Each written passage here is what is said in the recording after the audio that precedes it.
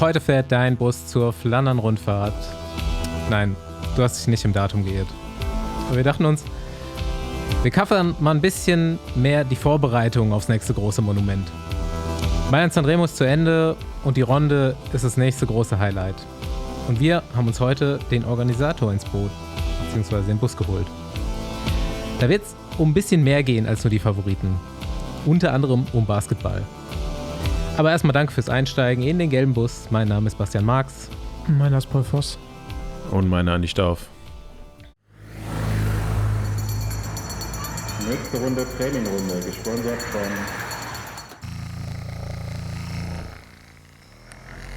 Das ist so ein Geräusch, das höre ich jetzt jeden Tag hier. Und wollte mich jetzt damit eigentlich auch nochmal bei Basti bedanken, weil du hast bei der letzten Blackroll-Werbung, die wir hier gemacht haben, oder einer der letzten, nochmal davon erzählt, wie oft du diese Massagepistole benutzt und die empfohlen. Und ich habe sie mir dann auch gekauft und ich muss sagen, seitdem benutze ich die auch jeden Tag. Ja, bitteschön, keine Ursache. Nützliche Tipps gebe ich gern. Wenn ich jetzt so an Blackroll denke, ich musste auch einen Einkauf tätigen. Ich bin ja eigentlich schon sehr gut ausgerüstet, aber meine Freundin hat ich weiß gar nicht, wie ich es erklären soll, die Verpackung von dem Kissen verloren. Also die Blackroll-Kissen, wir erklären das ja auch immer schön, die kann man wunderbar mit aufs Reisen nehmen, aber die haben so eine besondere Tasche quasi, die aber so gebaut ist, dass man die Kissen in die Tasche einrollt. Und aus welchem Grund auch immer, eine von diesen Taschen war nicht mehr da und die kann man nochmal einzeln kaufen. Und jetzt haben wir wieder zwei und meine Freundin hat sich sehr gefreut, dass sie da jetzt auch wieder proper einrollen kann, weil das musste kurzfristig in eine dämliche Tasche gerollt werden. Und das wird hier sehr oft eingerollt, wie man weiß. Ja, ich meine, von mir wisst ihr natürlich auch, dass ich ja alle Produkte nutze. Ich habe heute Morgen schon die verschiedenen Bänder genutzt für Core-Training und Erwärmung. Leg mich nachher noch in meine guten Boots und dann natürlich nochmal die Blackroll-Massagepistole. Und Rollen, ausrollen. Die OG Blackroll-Produkte eigentlich. Das kommt bei mir gleich noch. Faszienrolle kommt auch noch an den Start. Jo, einiges zu holen, also sehr sinnvoller Besenwagen-Partner und hier ganzjährig am Start. Du kannst hier sehr viel Gutes tun für deinen Nacken und auf unseren Nacken gibt es 10% mit Code BESENWAGEN, ganz kreativ auf blackroll.de, also switch nochmal in die Shownotes, wenn du das nochmal durchlesen willst oder abkopieren willst, wenn du es dir nicht gemerkt hast. Viel Spaß. Basti, hast dich erholt? Ja, aber es war auf jeden Fall hart. Ich bin gestern Training gefahren mit Fossi. Und ich kann bestätigen, Fossi ist fit. Wir kamen zurück.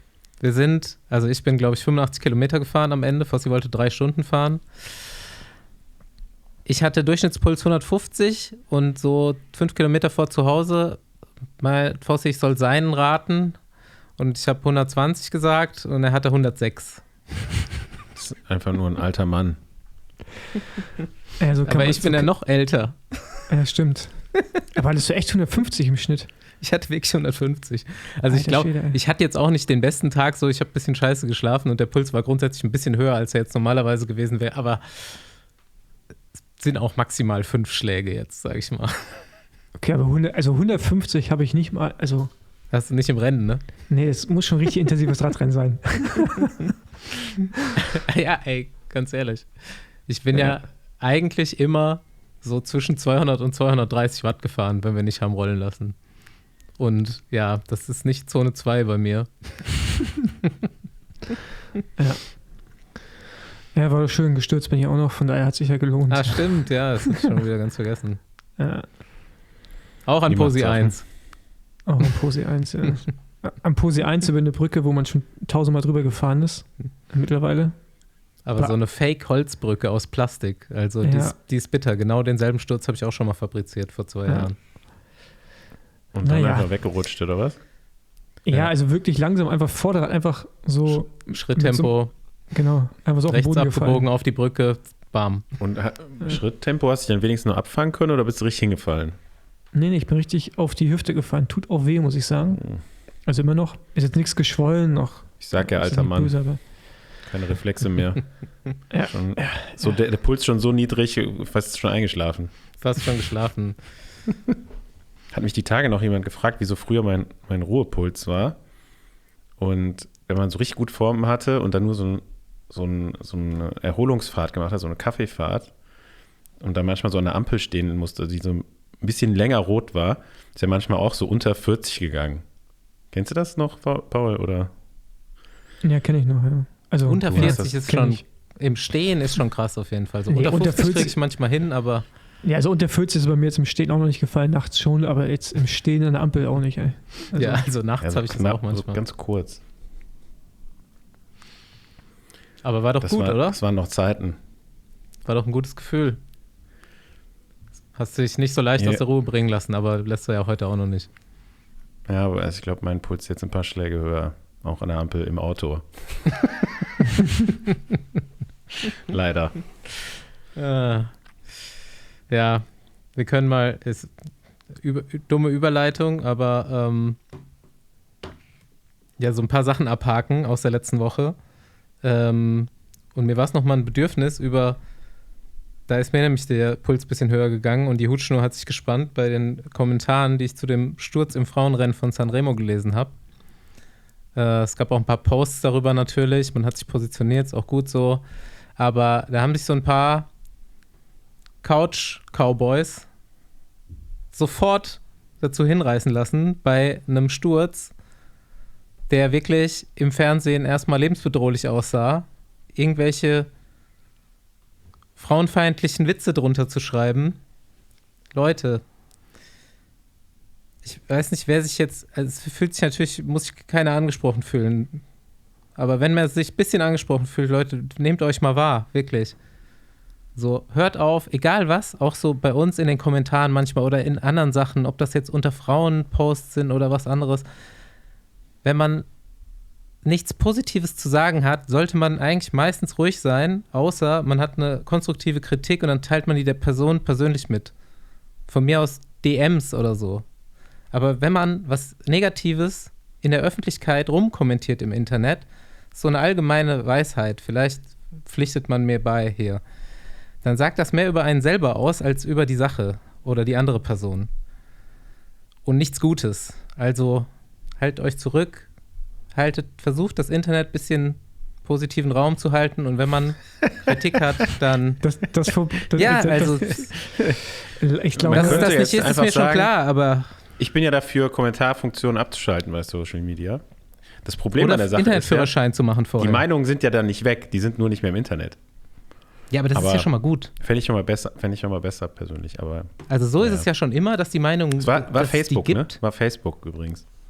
Ah, ja. Da sind nur also wenn man die Kommentarfunktion... Paul, hast du nicht gesagt, Facebook kommt zurück? Ja, natürlich kommt es zurück. Es kommen einige Sachen von früher zurück im Moment. Ja, also da bleibe ich auch dabei, dass es zurückkommt. Reißt euch zusammen, bitte. Und überlegt, bevor ihr irgendwas Schwachsinniges schreibt. Es ist auf jeden Fall, bei euren Bres ist das vielleicht cool, aber so in der Öffentlichkeit wirft es ein schlechteres Licht auf euch, als es sein müsste. Und ja, also ich habe dann noch mit ein paar Leuten darüber geschrieben und dachte mir so, ey, es schreibt doch auch keine Frau, als Remco in der Lombardei-Rundfahrt von der Brücke gefallen ist, soll mal lieber Fliesen legen gehen oder so. Also, nehmt euch wahr, bitte. Wenn ihr solche Gedanken habt, sowas zu formulieren, nehmt euch wahr lieber und Fliesen legen einen als Schritt fliegen zurück. Gehen. Ja. Aber wir haben mit dahingehend gerade in Deutschland auch ein größeres Thema. Ja, aber es gehört ja dazu. Also, ja, genau, das ist alles das gehört das dazu. Gleiche am Ende, ich habe eine Hörerfrage, um was anderes zu. Und da bin ich heute durch diesen Hörer eigentlich erst drauf gekommen. Gerade Ronde van Brugge geguckt und mich gefreut, dass Rose Bike erste World Tour Sieg geholt hat. Aber währenddessen Dylan Groenewegen Hinterradplatten gehabt, schnell Bike gewechselt, von seinen 2 Teamkollegen wieder zurück in die Gruppe gefahren worden. Dann hat ein Kumpel von mir geschrieben auf WhatsApp, weil man gesehen hat, dass, als sie wieder in die Gruppe reingefahren sind von hinten, Groenewegen erstmal, ich glaube von Feldmann oder wer dabei war, die Flaschen bekommen hat. Und ich habe noch nie selber drüber nachgedacht, aber der Kumpel fragte, wieso sind eigentlich an den Ersatzrädern nicht schon Flaschen dran? Habe ich mich noch nie gefragt. Aber eine könnte man ja wenigstens dran machen. Also das meine wird Begründung vielleicht noch bei den Temperaturen aktuell Sinn machen, natürlich im Sommer nicht. Ja, weil das dann sau heiß ist, das Wasser. Warm. Genau. Und dreckig werden ja auch, oder? Dreckig und rausfallen können sie auch. Also, weil die Schläge auf dem Auto, die sind nochmal zum Teil heftiger, als sie mit dem Rad sind. Also die sind halt vom Impact halt zum Teil nochmal viel größer. Und deswegen ist, glaube ich, die Gefahr, dass ja Sachen schon mal jemand ausfallen. ausprobiert haben eigentlich. So, die Idee ist ja jetzt nicht dumm, aber anscheinend aus irgendeinem Grund funktioniert sie nicht, sonst wird man es ja machen. Und da ist eigentlich die Frage, haben sich eigentlich diese Westen durchgesetzt, wo man irgendwie so 10 Flaschen mit transportieren konnte? Weiß ich nicht, werden wir vielleicht im Sommer wieder sehen. Ja. Seit wann gibt es die World Tour? Kleine Fangfrage hier. So 10 Jahre ungefähr vielleicht? Andi, also meinst du mit Pro Tour auch? Was hieß ja erst Pro Tour? Ja, ich gucke gerade nämlich hier in den Ergebnissen und da steht zum Beispiel bei Vattenfall Cycle Classics steht da World Tour in Klammern und bei Deutschland Tour, als die Deutschland Tour noch eine richtige Deutschland Tour war, da steht da Pro Tour dahinter. Aber das war dann beides noch Pro Tour? Ja. Okay. Also Pro Tour hieß es ja, als wir Profis geworden sind. Oder ich Profi geworden bin. Metern war damit zum Pro Tour. Aber es ist ja im Prinzip das Gleiche. Ja, genau. Ist das Gleiche. Nur anderer Name, ja. Heißt jetzt nur anders. Und deswegen stimmt es auch gar nicht, Basti. Weil, obwohl, es stimmt doch, aber nur weil die Sachen jeweils anders heißen. Auf Rose Bikes wurde das erste World Tour Rennen jetzt gewonnen, aber Rose Red Bull hat schon mal ein World Tour Rennen gewonnen, beziehungsweise ein Pro Tour Rennen. Genau, aber nicht das, da muss man mal erklären mit Red Bull. Jetzt, weil ich glaube, früher hießen die Räder ja Red Bull. Es ist eine lustige Geschichte auch dahinter noch. Und da hat auf jeden Fall, also mindestens Gerald Ciolek eine Etappe bei der Deutschland-Tour gewonnen. Nice. Ja, also wer das nicht wusste, Rose in den 2000ern hießen die Fahrräder noch Red Bull und Erwin Rose hat diesen Markennamen zur Verwendung von Produkten in Deutschland tatsächlich irgendwann an Mateschitz verkauft.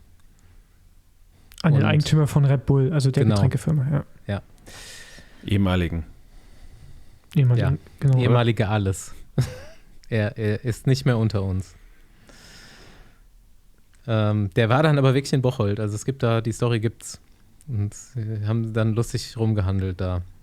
Der Preis würde mich mal interessieren. Ja, mich auch. Ja, find das doch mal raus. Da kannst du bestimmt nachfragen. Ja, bestimmt. Ich weiß nicht, ob du es dann sagen darfst. Ich kann ja noch mal ein bisschen von meinem Wochenende erzählen. Ich war nämlich, also die Rockets sind jetzt 4 Rennen in Folge gefahren. 3 davon haben sie gewonnen und bei einem war ich. Es war leider kann man raten, welchem du warst. Die Stimmung war nicht so geil danach, leider. Aber ich habe mir den Start in Pavia von Mailand Sanremo und den Zieleinlauf habe ich mir mal gegeben. Hat auch Spaß gemacht. Und es war schon ein nices Erlebnis. Vor allem dann natürlich der Zieleinlauf da mit allen zusammen. Pidcock, Tadej, ganzen Jungs. Pavia Start war natürlich richtig Debakel, muss man sagen. Also ich glaube, das war in Mailand früher, sah das cooler aus. Ich weiß gar nicht, wo das ist. Einfach so 30 Kilometer südlich. Das ist so ein Industrievorort. Es war schon eher weniger Flair vorhanden. Ja, also früher Sanremo Start war auf jeden Fall, da gab es Fahrer, die sind regelmäßig jedes Jahr in der Neutralisation schon 2-mal gestürzt. Auf diesen Steinplatten da, ne? Nee, in Straßenbahnschienen, weil du fährst, musstest du mal unzählige Straßenbahnschienen überqueren und war meistens morgen noch ein bisschen feucht. Da lagen einige rum, ja. Das war auch mal ganz lustig. Ja, wir kommen zu diesem Rennen noch. Ja, wir sollten mal. Ja. Ich wollte noch mal kurz, ich habe ein paar Fotos und Videos gemacht, die werden wir bestimmt hier mit der Folge irgendwo mal posten. Ich finde, wir können eigentlich direkt zu dem Rennen kommen, weil ich finde, das ist das Einzige, was so richtig wert ist zu besprechen. Flandern-Rundfahrt können wir ja nächste Woche ausführlicher besprechen. Wir könnten kurz. Dann haben wir bestimmt rausgefunden, wie Remco stürzt in der Mitte auf der Straße. Also, hier gibt es eine Konstellation im Podcast, wo ihr sicherlich wisst, dass ich dieses Rennen jetzt gerade sehr, sehr feiern werde. Und dann gibt es einen anderen Kollegen hier, der jetzt ganz viel Hate dem Rennen gegenüber wahrscheinlich hat in gewissen Rennsituationen. Und es gibt diese Memes, wo sich zwei Affen oder Restaurantbesucher so prügeln und einer daneben ist und so Fotos davon macht. Und ich bin der Fotos macht. Ja. Aber ich möchte vorne reinwerfen, dass ich das ein absolut geiles Radrennen fand und den gerechten Sieger. Und jetzt können wir reingehen. Ich sage nicht, dass Andi. er nicht verdient gewonnen hat. Also ich glaube, so mit dem Sturz vor der Cipressa dann zurückkommen, mit einem zerrissenen Weltmeistertrikot das Rennen gewinnen, das ist schon am Ende ganz cool gewesen. Mir persönlich, und ich will ja gar nicht jetzt ein großes Fass aufmachen, weil das habe ich hier schon ein paar Mal, macht es einfach kaum noch Spaß, diese Rennen mir anzuschauen, wenn ich sehe, wie viel Einfluss einfach Motorräder und Autos auf den Rennverlauf haben. Und das werden die meisten Leute wahrscheinlich nicht nachvollziehen oder verstehen können, deswegen brauche ich es jetzt hier auch nicht breit auszutreten. Aber wir haben das hier im Podcast schon mal besprochen, wie viel Auswirkungen das hat, wenn ein Motorrad auch nur 30 Meter vor dem ersten Fahrer fährt. Und wenn es dann 5 Motorräder sind, die die eher 20 Meter vor den Fahrern sind und noch ein Kameramotorrad direkt dahinter, dann kann man sich auch ungefähr ausrechnen, wie viel Zeit die schneller unterwegs waren, als wenn sie nur zu zweit gefahren wären, mit Motorrädern mit einem oder 2 Motorrädern mit einem richtigen Abstand. Und dann nehmen diese Rennen auch einfach eine ganz andere Dynamik wieder an und würden, glaube ich, dem Sport einfach gut tun.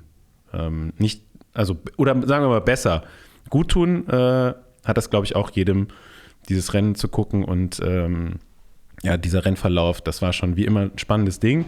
Aber es geht ja jetzt auch hier nur um mich. Und wie gesagt, ich glaube, das ist so sehr, sehr speziell und nicht viele werden es nachvollziehen können. Aber ich mir denke nimmt es schon, einfach dass den Spaß mittlerweile an Radrennen. Und das sage ich jetzt nicht nur, weil eben Tadej Pogačar jetzt das Rennen gewonnen hat. Wenn man da muss man sagen, also da kann man als Radsportfan insgesamt ja auch nichts gegen sagen, wenn das Rennen so gewonnen wird, wie es am Samstag gewonnen wurde.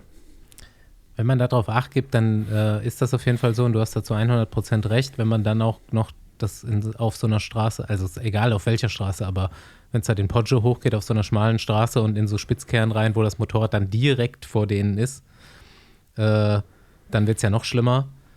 Wird aber eigentlich grundsätzlich wenig thematisiert, oder? Außer bei uns immer wieder. Nee, das stimmt nicht. Also in internationalen Medien wird es auch besprochen, gab es auch kritische Worte dazu. Wenn man jetzt die Situation auseinander nimmt, dann hat Andi auf jeden Fall recht. Da muss ich aber gleichzeitig auch sagen, dass in dem Moment, wo sie vorne zu dritt noch unterwegs waren, hatten sie 2 oder 3 Motorräder vor sich. Das Feld hinten hatte aber auch Motorrad, mindestens mal 1 direkt vor sich. Das Kameramotorrad gab es auch genug. Nein, Andi, gab es aber genug Einstellungen. Ist es auch egal. Du hast ja trotzdem recht mit dem Punkt. Was ich dann am Ende auch in der Analyse von vielen irgendwie falsch fand, ist, weil sie Mathieu so ein bisschen schlecht geredet haben, quasi, dass er nicht auf der Höhe war. Ich glaube, kommen wir auch gleich noch zu, mit Cipressa im Sturz davor. Aber am Poggio war er der Einzige, der wirklich allein unterwegs war, ohne irgendein Motorrad vor sich, sei es nur eins, weil vor dem Feld war auch ein Motorrad, war Mathieu. Und dafür fand ich eigentlich die Leistung, die er gezeigt hat, am Poggio immer noch gut. Wenn man gesehen hat, dass die anderen beiden, die hatten auf jeden Fall in dem Moment, das war, fand ich auch, das war ein bisschen viel auf jeden Fall und es war zu krass und ich glaube, muss jeder mitbekommen haben, weil selbst das Kameramotorrad hat ja die Motorräder zum Teil mit im Bild gehabt. Also das war echt mega strange. Aber ja, ich weiß und wenn nicht, du jetzt schon sagst, dass guck mal, was er da für eine Leistung bringt und jetzt denk dir mal die ganzen Motorräder weg. Ja, also dann, für mich ist dann das Ding, ist der Rennverlauf ein anderer, Paul. Und das finde ich einfach hart. So. Genau. Man hat Mathieu seinen 3. Platz eher weggenommen, als dass man am Feld was weggenommen hat.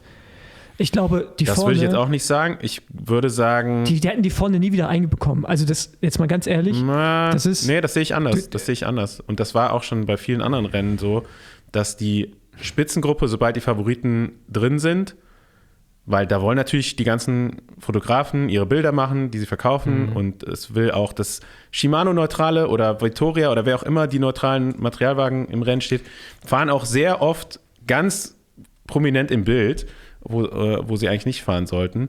Ich meine, Paul, du kennst die Straße zwischen Cipressa und Poggio. Wenn du da pro Kilometer eine Sekunde gewinnst, weil du mehr Fahrzeuge hast als das Feld hinten, dann sind wir bei ungefähr den 20 Sekunden, die sie am Ende am Fuß vom Poggio hatten. Und dann die haben die ja schon ist es ein anderer Rennverlauf. Das waren übrigens auch keine 20 Sekunden mehr, weil du hast zu dem Zeitpunkt auch ausgeschaltet, die waren fast hinten wieder dran. Und das ist ja gerade mein Argument. Ich gebe dir vollkommen recht. Und ich sehe auch die Problematik, dass sie am Poggio zu viel Windschatten hatten. Aber was ich sagen will, ist, das Feld wäre nie reingekommen, weil wenn Pogacar, also erstmal Pidcock hat nichts gemacht und Pogacar ist das Ding alleine gefahren, trotzdem Rekordzeit hochgefahren. Sei es auch im Windschatten von Motorrädern. Aber hinten war auch Windschatten von zumindest mal einem Motorrad und das Feld ist nicht schneller hochgefahren als Pogacar. Und ja, aber das ist ja nicht der gleiche Windschatten, Paul. Das ist ja nicht der gleiche Windschatten. Andi, ja, aber hinten das Feld wäre nie mehr nach vorne hingekommen. Es wäre vielleicht näher rangekommen und dann ist nach der Abfahrt im Poggio das Verhalten der Gruppe auch wieder anders. Also wie gesagt, ich will das jetzt gar nicht ausdiskutieren, hätte Fahrradkette, ne? Aber ich sag dir, ohne diese ganzen Motorräder, wenn es nur die Motorräder gibt, die da sein sollen, mit einem Mindestabstand, der keine Auswirkungen auf die Fahrer hat, dann sehen die Radrennen anders aus. Und ob der Rennverlauf jetzt genau so gewesen wäre oder nicht, er wäre auf jeden Fall anders gewesen. Er wäre vielleicht auch vorher schon anders gewesen, deswegen braucht man nicht weiter darüber zu reden. Ich finde es halt für mich nur extrem ätzend und es nimmt mir einfach den Spaß, diese Radrennen zu gucken. Weil es ist jetzt schon, also seit Jahren immer wieder dasselbe. Ich meine, Motorräder gab es im Rennen schon immer und die haben auch früher wahrscheinlich noch bewusster in die Rennen eingegriffen. Da waren es halt einfach nur weniger und dann wurde da, ich meine, es gibt so Geschichten, ne, dass ein sehr prominenter deutscher Fahrer bei Rund um Köln zum Beispiel auch mal ein bisschen näher am Auto fahren durfte, weil er natürlich dann schöne Presse bekommen hat, der Veranstalter, aber das Jahr war 2003. Das ist, wie gesagt, das ist auch schon ein bisschen was länger her und ich finde 2026 technische Gerätschaften dafür scheint es ja wohl zu geben.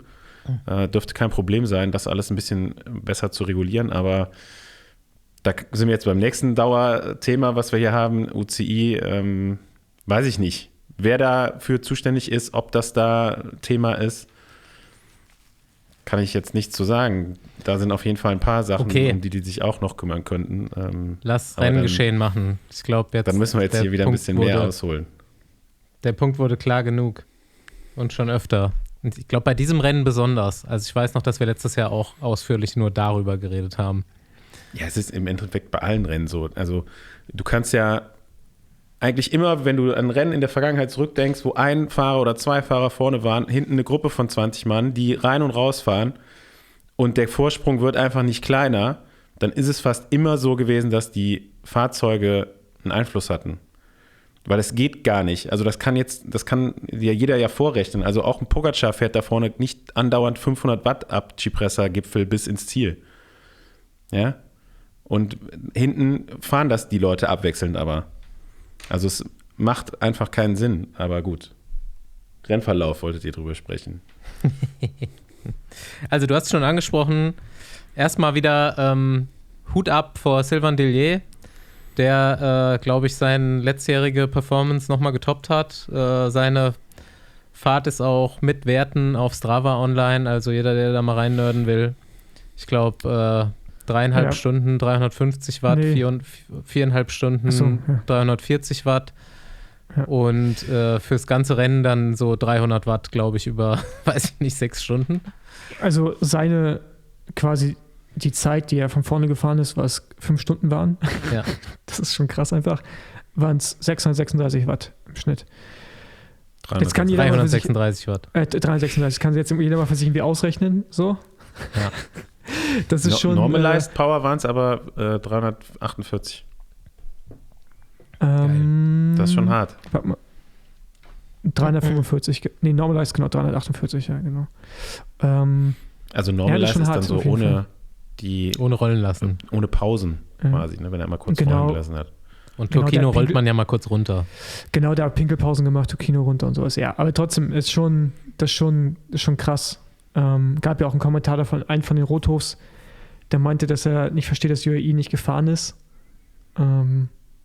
Und ja, dass er es schade findet, weil man ja eigentlich noch über die nächsten Jahre so viele Rennen zusammenfährt. So nach dem Motto, wo man sich gegenseitig helfen kann oder sollte. Ja, aber gut, man hat halt Sylvain Dellier im Team, da braucht man nicht mehr Leute anscheinend. Man muss auch dazu sagen, Jan Christen ist erstmal rausgestürzt, der wahrscheinlich im ursprünglichen Plan von UAE nochmal eine Rolle hätte spielen sollen hinten raus. Weiß nicht, ob man dann da extra nochmal die anderen geschont hat. Hat man auch zu Recht gemacht. Auf jeden Fall, das Rennen ging so richtig in die entscheidende Phase. Es waren noch 5 Kilometer oder 7 Kilometer zur Cipressa und habt ihr es genau gesehen? Ich glaube, Tadej selbst hängt sich auf an einem Hinterrad. Er schien auf jeden Fall der Erste zu sein, der in der Luft war. Ja, hat sich beim Teamkollegen aufgehangen. Hat sich beim Teamkollegen aufgehangen und nimmt noch mindestens Wout van Aert und ich glaube Benjamin Girmay mit. Ja, Mathieu auch. Mathieu hat aber, also da hat man nie gesehen, dass er wirklich lag, oder? Also ich habe irgendwo gelesen, dass ein Rad ihm an die Hand geflogen sei. Ja, ein anderes Rad. Der war auf jeden Fall auch hinten dann, ne? Also der musste ja auch, der war nicht so weit hinten wie Tadej und Wout, aber der war auch hinten, ja. Aber hat sich auf jeden Fall die Hand gut verletzt, ja. Und ich glaube, das war dann irgendwie auch so jetzt so im Nachgang, weil ich finde die Zeiten, die jetzt trotzdem noch gefahren sind an der Cipressa und Poggio, halt krass. Okay, Motorräder, Pipapo, das war letztes Jahr aber auch da. Nichtsdestotrotz ist halt... Cipressa muss man ja sagen, Tadej ist später reingefahren als die anderen. Deswegen hat er er hat den Kommen. Ja gut, aber letztes sind die auch voll reingefahren. Ja, ne? Also sind die, also genau. Das ist ja... Also er ist schneller gefahren als die anderen, weil die anderen waren schon drin und er kam quasi so 10 Sekunden später rein. Genau. Aber da reinzufahren, also erstmal Mathieu, da hast du ein bisschen Weakness gesehen von Alpecin de Koenig. Der hat, glaube ich, Jasper Philipsen war es selber, den wir nach vorne gefahren hat, oder zumindest ans Feld. Und da war Mathieu auf sich alleine gestellt. Und ich glaube auch, dass dieser Effort, den er hatte von ich fahre wieder los, bis hin, ich bin im Feld und muss durchs Feld alleine nach vorne fahren und mich dann in Position bringen, dass dieser Effort einfach 4 Minuten länger war oder 5 Minuten insgesamt, als das, was er eigentlich kann. Und ich glaube, dass er an dem Cipressa so sehr über den Punkt gehen musste, um bei Pogacar mitzufahren, dass dieser gesamte Effort, wisst ihr, ich meine, also einfach ein viel, viel größerer war, als wenn er jetzt im Feld gewesen wäre, wie jetzt ein Pidcock. Deswegen war eine krasse Leistung für Pidcock, aber der war auch der am frischesten, in Anführungsstrichen, reingefahren ist. Und die anderen, die mussten viel mehr Energie aufwenden und einen viel längeren Effort, um das zu machen. Dazu hing er dann auch noch viel mehr am Hinterrad, nachdem sie vorne alleine waren. Von daher, ich fand das krass. Ich hätte nicht gedacht, dass er das Pogacar das Feld in der Cipressa nochmal so auseinandernehmen kann dann direkt. Ich jetzt auch nicht. Also das hätte doch in dem Moment keiner für möglich gehalten, wo der an der Stelle liegt und man weiß, die Cipressa, so der entscheidende Punkt, geht jetzt irgendwie ein paar Kilometer später los. Dass er zurückkommt, dem hat danach auch nochmal Mailand-San Remo gewonnen. Ja, gut. Like, wer es noch kennt. Das ist übrigens nicht mehr auf Strava. Komischerweise. Ja. Also Felix Großschartner, glaube ich, und ich weiß gar nicht, wann hat Brandon McNulty übernommen? McNulty übernimmt kurz vor dieser Kurve. Kurz vor dieser Kurve fährt einen relativ langen Stint. Ich glaube, dann Isaac del Toro macht den letzten, ne? So ein paar 100 Meter nur, bevor dann Pogacar attackiert. Aber McNulty, das war auf jeden Fall eine krasse Führung. Also bei dem hat er sich auch nochmal gesondert bedankt am Schluss. Die bringen ihn zurück, bringen ihn in Position und er fährt eigentlich am Feld vorbei, von hinten durch, fährt nach vorne und bereitet direkt die Attacke vor. Schon stabil. Also bist schon ein paar Prozent besser als der Rest, wenn du das so machen kannst. Und wobei man ja dann auch sagen muss, was ich auch mega krass fand, also ein paar Performances fand ich auch krass aus der Gruppe, die dahinter ankommt, aber was ich auch mega krass fand, ist so, Mathieu war sichtlich angeschlagen. Der hat auch schon Grimassen gezogen, während er noch halbwegs souverän da mit Pidcock mitgefahren ist an der Cipressa. Aber dann siehst du ja spätestens am Poggio, er ist angeschlagen und dann finde ich es aber krass, dass er trotzdem halt da noch so weit stärker als der komplette Rest ist, obwohl er angeschlagen ist und halt diese 3 dann so in der Formation so viel stärker als der Rest sind, die definitiv nicht mitfahren können. Was ich halt auch krass fand, weil man hat Cipressa, der ist ja die Cipressa-Abfahrt auch schon echt für seine Verhältnisse sehr entspannt runtergefahren, also mit sehr viel Loch immer. Und hast du gesehen, so richtig wohlfühlen tut er sich nicht. Und dass er aber auch so committed hat im Flachen. Also so flach ist es da übrigens auch nicht. Ne? Ich weiß nicht, ob man es in den Bildern gesehen hat. Es ist immer so leicht wellig und echt schwer eigentlich die Anfahrt zum Poggio. Und da hat ja Pidcock echt schon auch so ein bisschen gegambelt die ganze Zeit. Ne? So ein Ticken kürzere Führung gefahren, vielleicht auch mal eine ausgelassen und so ein bisschen hesitated. Man muss ja auch sagen, dass Pidcock jetzt im Vergleich zu den beiden anderen im, in Anführungszeichen, flachen wahrscheinlich wesentlich weniger Watt zur Verfügung hat auch, ne? Naja, gut, aber der macht das ja genau richtig. Also Pogačar weiß jeder, der will das Rennen unbedingt gewinnen. Mit Mathieu van der Poel willst du auch nicht auf die Via Roma fahren als Pidcock. Ja. Also ich hätte da wahrscheinlich gar keine Führung gemacht. Also ist so. Warum? Ja gut, aber dann wäre er nicht angekommen, ne? Dann wäre er nicht angekommen. Also ich sage nicht, dass was er gemacht hat falsch ist. Ja, weil es waren am Ende auch nur 4 Sekunden. Ja, okay. Mathieu hat alles reingeworfen. Ne? Die haben auf der Fläche zwischen Cipressa und Poggio haben die 15 Sekunden oder sowas verloren hinten raus. Die sind ja nur mit ein bisschen 7 oder 8 Sekunden sind die, glaube ich, reingefahren in den Poggio, wenn ich mich nicht irre. Also auf jeden Fall unter 10 Sekunden. Also wenn ich mich dran erinnere. Also ich glaube, es war relativ wenig. Und Poggi musste dann ja direkt all-in gehen am Anfang vom Poggio, um den Vorsprung wieder auszubauen. Aber Mathieu hast du ja vorher schon gesehen, dass der am Limit ist und da so sich so reinzuhängen, der hat wahrscheinlich auch gehofft, dass es irgendwie reicht. Aber das fand ich schon, also das Richtige natürlich am Ende von Pidcock, aber er war auf jeden Fall bold, da so schon so früh zu pokern. Also, willst du dann wieder halt also ich finde es gut, wie er gefahren ist, weil klar, du kannst jetzt sagen, okay, ich fahre jetzt auch voll mit, dann werde ich mindestens Dritter, aber das ist, glaube ich, nicht so sein Ding. Also er hat ja auch nach dem Rennen im Interview gesagt, dass er vorwiegend enttäuscht ist. Ne, hat so ein bisschen dann quasi in Kontext gesetzt, ne, dass er eigentlich nicht wirklich enttäuscht sein kann, ne, gegen Tadej Pogačar zu verlieren. Aber im Prinzip ist er es schon. So, und ich glaube, das ist dann eher so eine Mentalität, die sagen würde, ich will lieber gewinnen, als Dritter zu werden. Oder also ob ich jetzt 18. oder Dritter werde, ist, glaube ich, ein Tom Pidcock relativ egal. Das merkst du ja auch so an seine ganze Karriere lang. Ne? Also er hat ja schon immer so die Freiheiten genommen, sich auf spezielle Rennen vorzubereiten, auch seine Mountainbike-Titel zu holen. Ich glaube, der fährt nicht Rad, um Ergebnisse einzufahren, sondern er fährt wirklich Rad, um Rennen zu gewinnen. Und dafür, finde ich, hat er es dann alles richtig gemacht, vielleicht bis auf die letzten 300 Meter. Ja, aber ja, die Poggio fand ich da Mathieu, wie du auch schon meinst, Basti, das war echt stark so, der ist ja wirklich alleine rumgefahren, komplett ohne Motorrad. Das einzige Motorrad, was man gesehen hat, was war an der Straßenrand stand und mal kurz gefilmt hat, wie er vorbeigefahren ist. Dafür ist er echt noch gut gewesen, fährt auch noch Top 10. Aber ja, das ist jetzt am Ende dann irgendwie so gewesen, aber der Sprint, also ich fand die Abfahrt von Pogačar auch extrem gut.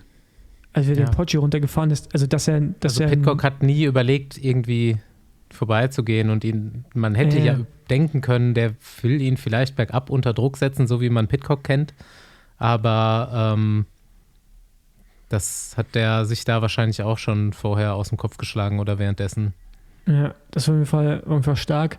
Ja, und der Sprint das hat Poggi halt richtig gut gemacht, ne, muss man halt schon sagen. Also das hat er erst zu tun, als wenn du aufmachst an der Bande rechts und dann machst du es doch nicht richtig auf und dann muss er außen rum. Das war schon. Da weiß ich nicht, ob er das extra gemacht hat, aber eigentlich hätte da schon klar sein, also Pidcock hätte von Anfang an außen rumfahren müssen. Ja. Ne? Das hat er auf jeden Fall, das weiß er, glaube ich, auch, dass er das falsch gemacht hat. Ich weiß nicht, ob er rechts vorbei wollte. Sah schon so aus auf jeden Fall. Ja, ne? Klar. Das fährst du da ja nicht. Ja. Und aber klar hätte er auch einfach, eröffnen müssen? Denkt ihr, er hat noch gewartet? Oder? Was ich daran irgendwie auch komisch finde, ist, dass, also das ist ja so ein Sprint, wo man auch, also ich meine, das weiß Pidcock ja auch, so aus so vielen Erfahrungen mittlerweile weiß, bei so einem harten Rennen, dass der da vorne ist, in der Regel immer einen Vorteil hat. Also da gibt es ja haufenweise Beispiele dafür auch, ne? Dass das eine Radlänge halt einfach dann vom Vorteil ist. Und dass er das nicht, also dass er da ihn nach vorne gedrängt hat, was hat er gemacht, weil er im letzten Kilometer nicht mehr geführt ist. Mhm. Ja. Also, gut, aber klar, Pidcock hat natürlich auch einen guten Antritt, ne? Und er hat aber auch durch seine Statur auch einen guten Windschatten nochmal bei einem Tadej Pogačar. Ne? Also ich glaube, so Mathieu wäre den Sprint wahrscheinlich eher von vorne gefahren. Dann war es einfach nur die Seitenentscheidung, die falsch war. Ja, gut. Ich meine, das ist aber auch dann, muss man sagen, ne, nach 300 Kilometern und mit so einem harten Finale einfach das bisschen mehr Konzentration, was du dann noch hast, das macht dann einfach den Unterschied auch mit, ne, aus. Und das entscheidet dann über Sieg oder Niederlage in dem Sinne. Von daher kann man jetzt auch sagen, ne, hätte er besser links angetreten, aber hat er nicht. Ne, also hat er nicht. Wahrscheinlich auch aus einem Grund nicht, weil er vielleicht nicht mehr so ganz frisch war am Schluss, was ja auch vollkommen nachvollziehbar ist. Und so war es doch trotzdem immer noch ein guter Sprint. Und vielleicht sehen wir jetzt Tadej Pogačar nie wieder bei dem Radrennen, wäre auch nicht schlimm. Er sah auf jeden Fall nicht so glücklich aus da im Ziel, wie er über seinem Rad lehnte. Und ja, aber das Interessante dahingehend ist auch, was ich jetzt bei 2 Leuten schon gehört habe, die Analyse fand ich eigentlich interessant, dass Pidcock das Rennen gewinnt, die Wahrscheinlichkeit ist jetzt gesunken, dadurch, dass Pogačar vielleicht nicht mehr fährt. Weil, hat er selber ja auch gesagt, ne? In dem Interview. Ja. Ach so, das weiß ich gar nicht. Weil es schon ich fände es übrigens scheiße, wenn Pogačar ja. jetzt nicht mehr kommt. Also ich glaube, der wird vielleicht jetzt erstmal auch wirklich nicht wiederkommen zu dem Rennen. Also Kontext dazu, er hat es gesagt. Er hat es wohl zu Pidcock hinter der Ziellinie gesagt, ich werde hier nicht mehr herkommen, und wollte Pidcock wohl damit signalisieren, so jetzt kannst du das Ding nächstes Jahr gewinnen. Kannst du selber an der Skipresse attackieren gehen. Ich würde ihn gerne wiedersehen und ein paar weniger Motorräder am Radrennen, weil ich glaube auch nicht, dass er nochmal so, ich glaube, so heiß auf das Rennen könnte er sich auch nicht mehr machen, ne? Er könnte es immer gut fahren, immer als Favorit mit reingehen, aber ich glaube so mit der letzten Konsequenz, ich glaube, wenn er jetzt, sagen wir mal, das Rennen findet nächstes Jahr genau so wieder statt, da steht er nach dem Sturz nicht so schnell auf, oder? Der war, glaube ich, 2-mal die Woche, wenn er zu Hause war, anscheinend da, ne? Ist das Ding immer wieder mit Moped da, also mit Motortraining irgendwie rumgefahren. Deswegen ist er ja auch die Kurven da vom Poggio runtergefahren. Der ist ja diese Blindspot-Kurven, wo du eigentlich weißt, dass nichts passiert, aber so fürs Gehirn sehr schwer zu sagen, ich bremse jetzt hier nicht, weil du einfach nicht siehst, wo du hinfährst. Da hat er Loch zu Pidcock gemacht zum Teil, und das fand ich dann schon beeindruckend. Und ja, aber ich meine, kennt Pidcock die Regel noch nicht. Ja, stell dir mal vor, der gewinnt jetzt noch, also es gibt ja ganz viele Gerüchte jetzt schwer, ne? Wenn er jetzt Roubaix gewinnt, dass er dann sagt, ey, ich will dann alle Grand Tours in einem Jahr gewinnen. So, das ist so, vor allem bei dem ist ja auch bei dem ist ja auch alles möglich. Und ich habe jetzt natürlich nicht gegoogelt, aber wahrscheinlich hat Eddie Merckx irgendwann auch schon mal alle 5 Monumente gewonnen. Oder alle 4, wie Andi sagen würde. Aber es ist ich finde es irgendwie geil, dass wir im modernen Radsport jetzt eine Person haben, der tatsächlich in der Lage ist, all diese Radrennen zu gewinnen. Und irgendwie das auch immer spannend macht. Weil jetzt Roubaix, das ist ja die nächste Riesenbaustelle für ihn, das Ding zu gewinnen. Es fehlt noch Roubaix, die Vuelta und Olympia. Ja. An wichtigen Radrennen. Sonst hat er alles gewonnen. Ja, und ich finde es, wie gesagt, ich feiere es, ich finde es geil. Und ich habe mich auch gefreut, dass Pidcock nicht gewonnen hat. Weil ich es einfach gut finde. Also nicht, weil ich irgendwas gegen Pidcock habe, aber ich finde, so mit allen drumherum, mit dieser, also ich mag es, wenn Leute so viel Passion in so ein Projekt reinlegen, obwohl die eigentlich schon alles gewonnen haben. Also der kann ja irgendwie fast alles gewinnen, was er will, so ungefähr. Außer jetzt im Massensprint. Ja, und sich Pidcock dann so ist auch noch ein bisschen jünger und so. Ja, das ist aber sich dann so ein Pidcock wird sich da nie so reinhängen, wie der es gemacht hat. Das ist ja absurd. Jemand, der eigentlich die Tour gewinnen will, verbringt so viel Zeit damit, sich diese beschissene Strecke die ganze Zeit immer wieder anzuschauen, damit du jede Kurve richtig fährst. Damit du gut, ist weißt, natürlich bei ihm zu Hause um die Ecke. Aber ja, aber der war jetzt auch schon 3-4 Mal bei Roubaix. Ja. Weißt du? Also stimmt, der ist diese Woche zum Beispiel auch wieder da gewesen schon. Ja. Und ich finde das so geil.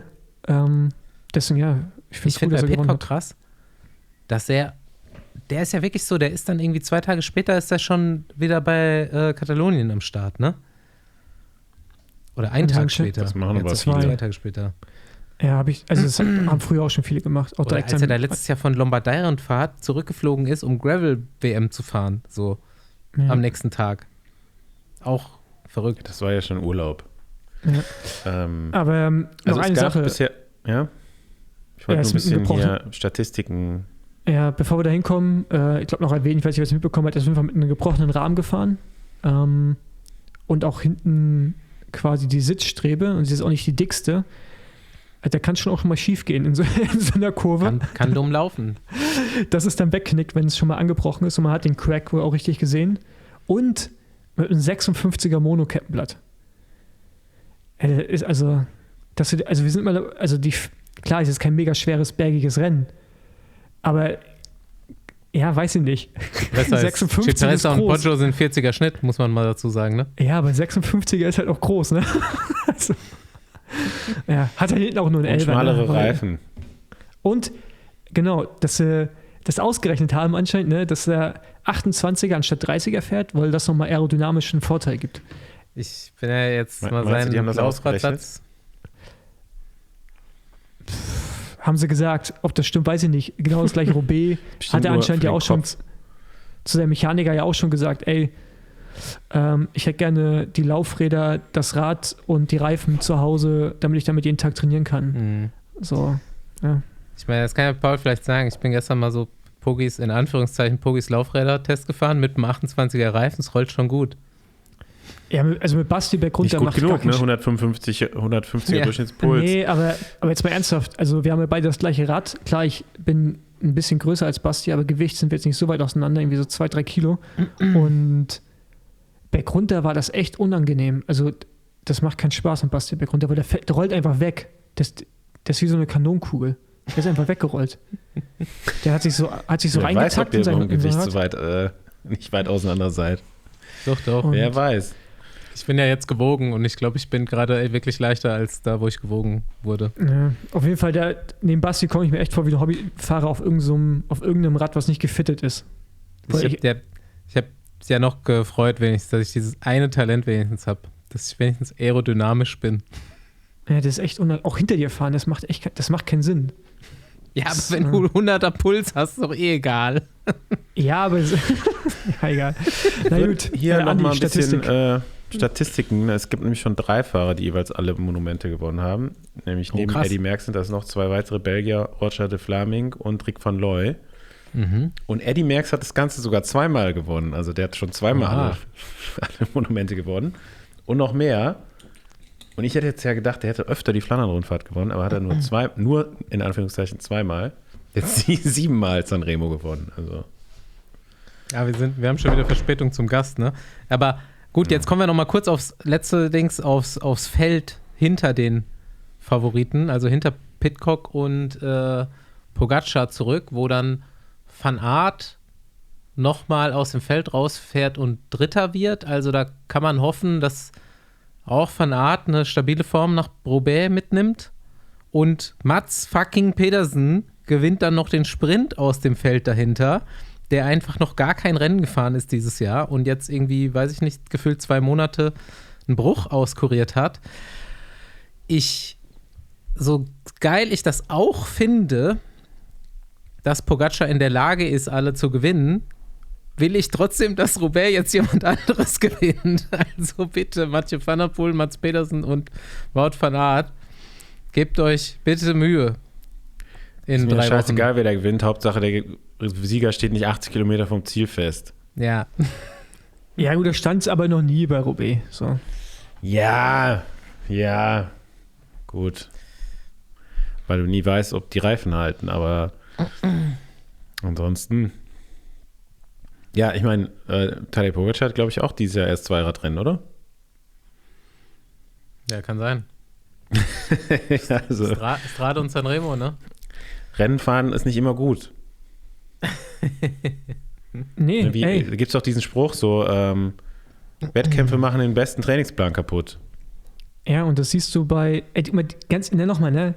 Wie viel Energie der in dieses beschissene Rennen reingesteckt hat. Ich finde das so geil. Und jetzt auch in Roubaix. Der wird auch Roubaix noch gewinnen. Also das wird passieren. Wenn er jetzt gewinnt, dann hat er es wahrscheinlich auch verdient. Ne? Weil jetzt fährt er auch auf dem Aerorad. Letztes Jahr ist er noch nicht gefahren. Also das sind alles so Dinge, wo der auch noch dran schrauben kann. Der wird auch noch besser mit Kurskenntnis. Das Team wird noch mal besser dran. Also ich finde es geil, wenn wir quasi unsere Generation Außenfahrer haben, wie die etwas Älteren unter uns sich immer feiern, dass ein Eddie Merckx irgendwie live verfolgen konnten. Deswegen. Ja, haben wir noch was zu erzählen? Dann bringen wir unseren Ben jetzt kurz unter. Hallo mal wieder in den Besenwagen. Wie ihr seht, nicht mehr zu Hause, sondern im wunderschönen Piemont. Copy Bartali fängt morgen an. Bevor ich es vergesse, als allererstes von unserem Arzt, Hauke, liebe Grüße an Felix, sein Cousin, wie er es gesagt hat, der regelmäßig Besenwagen hört. Das wollte ich jetzt ja erstmal einwerfen. Damit habe ich mein To-Do erledigt. Und ja, was gibt's Neues bei mir? Ich hatte eine wilde Fahrt bei der Strade Bianca. Es war sketchy und hat richtig Spaß gemacht, bis ich leider im San Martino-Segment einen Platten gezogen habe und dann das Rennen mehr oder weniger vorbei war. Wenn man da an einer entscheidenden Stelle anhalten muss, beziehungsweise auch gar kein Auto hat, dann wird's schwer. Aber bis dahin lief super. Ich habe viel Zeit vorne verbracht, war eigentlich immer unter den ersten 20 positioniert in allen Sektoren.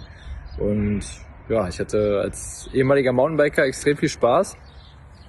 Und danach musste ich ja auch den Besenwagen leider pausieren. Ich habe eine kleine Magen-Darm-Geschichte gezogen nach der Strade. Da sind wir auch nicht vorgefeit, aber es war nur ein Tag.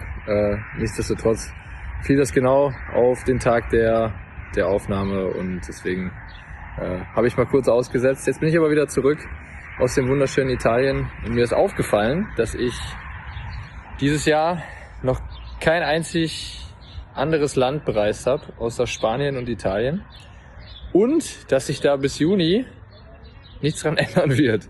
Ich habe jetzt einen sehr, sehr langen Block hier on the road, wie man so schön sagt. Ich bin jetzt bei der Copy. Von hier aus geht's direkt ins Höhentrainingslager. Und von dort aus dann weiter zur Tour of the Alps.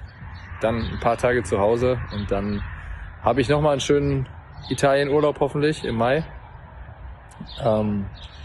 Drückt uns schon mal die Daumen, dass das Wetter halbwegs gut ist. Das ist wie immer, wenn man in den Urlaub fährt, das Allerwichtigste. Und ja, das ist jetzt so erstmal der Plan für die nächsten Wochen. Aber wie immer ist das Beste im Radsport, Schritt für Schritt zu denken, gar nicht so weit nach vorne denken. Ich konzentriere mich jetzt auf die Copy und dann darauf, dass ich mit Sack und Pack irgendwie hier von Italien in die Höhe auf den Teide komme. Das wird, glaube ich, auch das letzte Teide-Camp unseres Teams in diesem Jahr sein. Danach wird es irgendwo anders hin verlagert. Aber ja, ich weiß noch, ich war schon mal in der Giro-Vorbereitung 2022 in der Sierra. Da hatten wir mehr Skipiste als Rennrad Eldorado. Deswegen macht es auf jeden Fall Sinn, dass wir jetzt auf dem Teide sind. Und ich freue mich drauf. Mir hat das im Januar extrem gut gefallen auf Teneriffa. Und ich kann das für alle, die mal Bock haben auf einen coolen Radsporttrip und die Höhenmeter vielleicht nicht so fürchten, sag ich mal, kann ich auch Teneriffa sehr empfehlen. Es ist eine tolle Insel und bietet echt einiges. Also wer auch immer da schon mal geliebäugelt hat, den Trip zu machen, kann mir gerne auch auf Instagram schreiben. Dann schicke ich ein paar Impressionen. Ich bin jetzt 3 Wochen oben, habe ein bisschen Zeit. Und ja, vielleicht kann ich auch den ein oder anderen Reiseführer-Tipp noch geben. Ansonsten hoffe ich, dass erstmal bei euch allen alles gut ist, dass ihr die verrückten Rennen, die jetzt in den letzten Wochen waren, alle gut verkraftet habt. Also Strade und Mailand-San Remo war natürlich extrem großes Spektakel und ja, richtig cool, mal von außen anzuschauen. Ich hoffe, dass die Radsportsaison genauso weitergeht und auch wir als Team jetzt demnächst wieder weiter für Furore sorgen werden. bis dahin, erstmal wie immer, alles Gute, bleibt heile, fahrt ein paar Kilometer für mich mit, weil ich werde mehr Höhenmeter als Kilometer sammeln in den nächsten Wochen. Und haltet die Ohren steif. Euer Ben. Nächste Runde Trainingrunde, gesponsert von... So, heutiger und dauerhaft regelmäßiger Partner vom Besenwagen ist Gonzo und ich klicke hier gerade drauf. Besenwagen hat hier jetzt Special auf der Gonzo-Website eine eigene Highlight-Page bekommen. Besenwagen approved, also Sachen, die uns besonders gut gefallen. Ich klicke da jetzt mal drauf. Und wer mich kennt und öfters mal meine Stories guckt, Gonzo-Hosen werden seit Ewigkeiten gestylt, aber selten Trikots, was daran lag, dass es Gonzo nach unten hin nur bis S gibt und ich nun mal XS trage. Und das gibt's jetzt. Es gibt jetzt Männertrikots in XS, also auch hier einige Trikots schon auf unserer Seite drauf. Und die gibt's jetzt in XS, worüber ich mich besonders freue. Ja, nach oben hin war Gonzo schon immer sehr gut ausgestattet. Da geht es nämlich bis mehrere XL, was mir jetzt ganz gut gefällt. Und das Einzige, was mich immer so ein bisschen gestört hat, war die mangelnde Farbauswahl. Aber da gibt es jetzt auch neue Sachen, sowohl im Trikot als auch im Hosenbereich. Also farbige Hosen gibt es jetzt neu in Gold und auch in Blau. Also wer sich so eine goldene Hose mal zulegen möchte, kann das gerne tun. Und ja, es gibt auch so ein paar Grafikprints, die jetzt auf dem Trikots drauf sind.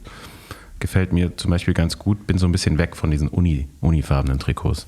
Noch ein Highlight gibt es jetzt relativ neu bei Gonzo, Esculap-Hosen Cargo für Frauen und für Männer. Und das Besondere an der ist, die Esculap-Hose ist ja so die schnelle Hose eigentlich.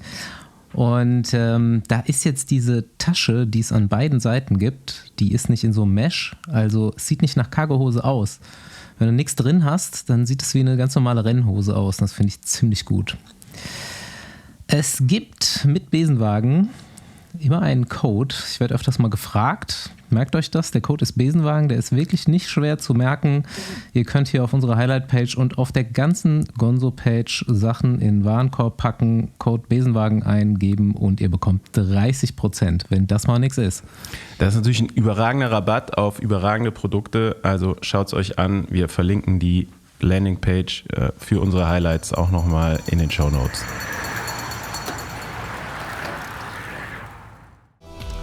So, again in English, picking up our guest of today. And I just said, we don't know each other at all. My two colleagues know you already.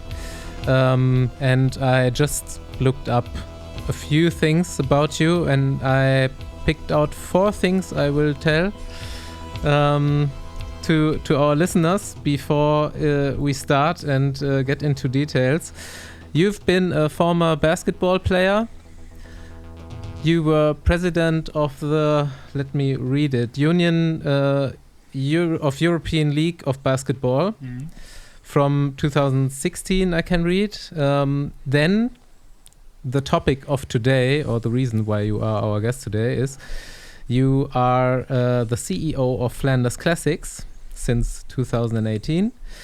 And the 4th thing is you are one of the people that I think most look forward to the upcoming 32-inch bikes. We welcome today Tomas Flanderns-Spiegel, I don't know how it's pronounced, CEO of Flanders Classics. Welcome on board the Besenwagen. Happy to be here. Yeah. Hi, Thomas. Hey guys. Before we start, I was actually really interesting to find out what else you're doing besides being the CEO of Flanders Classics. Do you still work for the European Basketball Federation Association? It's an elected position, and I'm still president. It's changed names this year, and it's just called European Basketball Leagues. But for example, the the BBL, the German Basketball League, is one of our members, and so most of European countries, and it's a lobby and political organization within the basketball landscape. It's my way of giving back to the sport where I come from, and of course it's a lot of stakeholders within the sports business between sports are very often the same. So people that I meet in basketball, I meet them again in cycling. I'm also involved in quite some football professionally, and so all of these, I try to connect dots and try to get it to know as many people as possible. And sometimes someone I met in basketball is also very useful for our cycling activities and vice versa. So it's a sports business type of thing. Yeah. How did you come in touch with cycling? I'm Flemish. You're Belgian, so yeah. But did you do cycling when you were younger, or always basketball? I was a huge cycling fan, being from Ghent, being from the heartland of cycling, of course, and then I became a basketball player. But we watch every race. Basically, and I was always a big fan. And then after my career, I ended up on the business side of sports, and at a certain point I started being responsible for the a.k.a. Academy, which is the high performance training center that was a philanthropical gesture of Zdeněk a.k.a., the owner of the Quick Step team at the University of Leuven, and I was running that center. And of course a lot of athletes from a lot of disciplines were coming there, but mostly from cycling, and Patrick Lefevre was on my board, and that's where I came closer and closer to cycling until the owners of Flanders Classics asked me to take the jump to Flanders Classics in 2018. Can I ask a maybe stupid or naive question? Like, you were a professional basketball player, national team, everything, and now afterwards, like you are not too old already. I think 47. Yes. You look still okay. Thanks.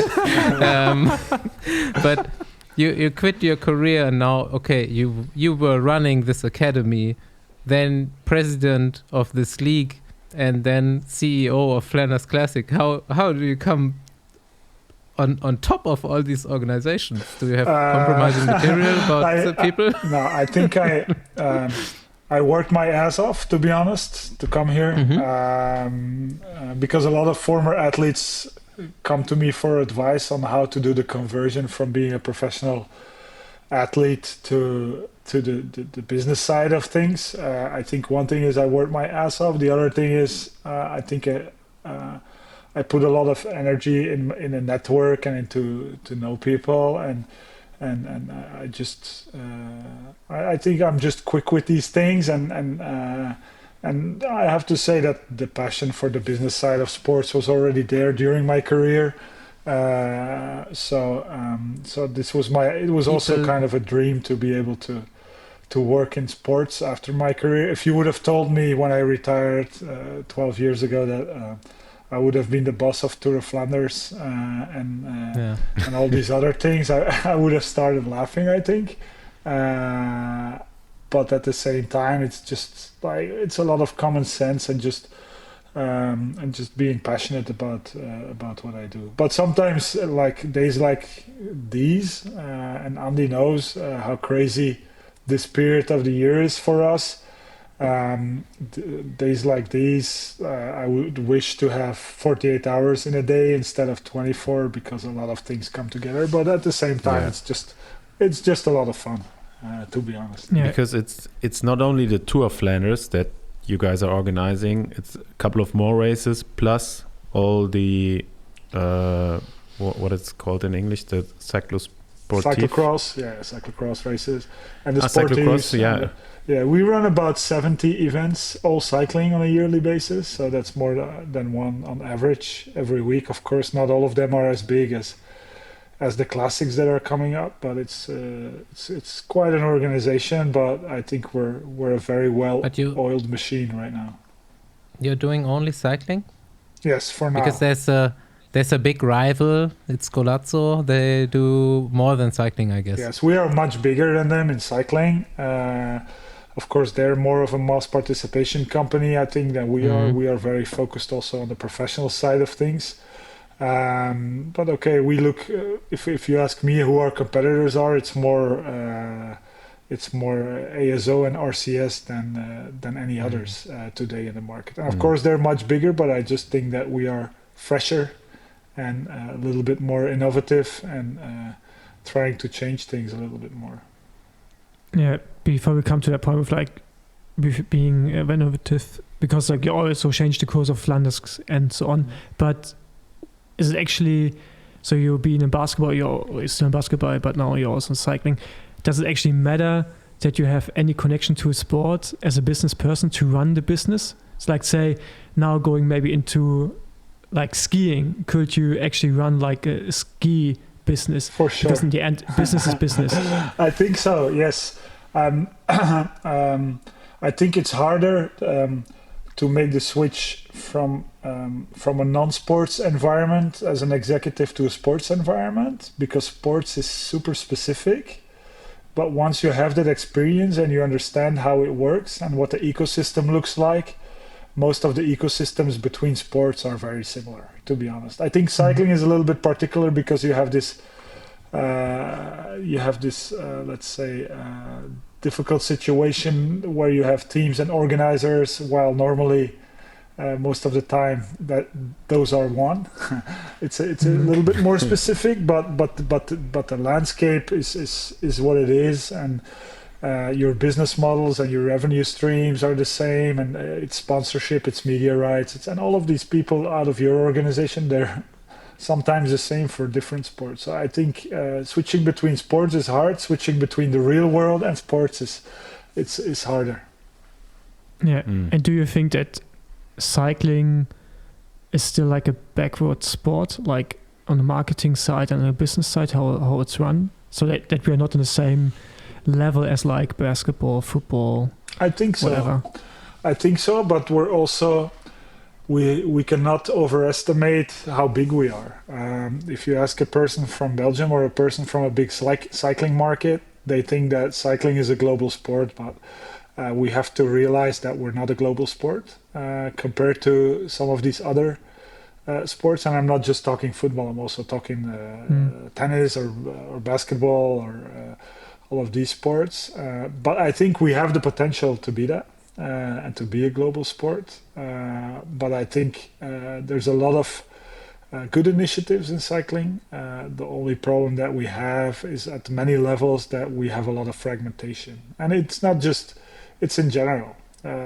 Because we also do cyclocross, we do some gravel, we do some, and we see the same type of issues raising in all the different disciplines. And I think fragmentation is what we struggle with the most as a sport when it comes to too many race days, too many teams, too many this, too many that, and I think it's a really, I think that's the biggest issue, that we are not able to be all on the same page about a lot of things. We can agree on it when we sit around the table until we have to make it concrete, and then everyone just looks out for themselves again.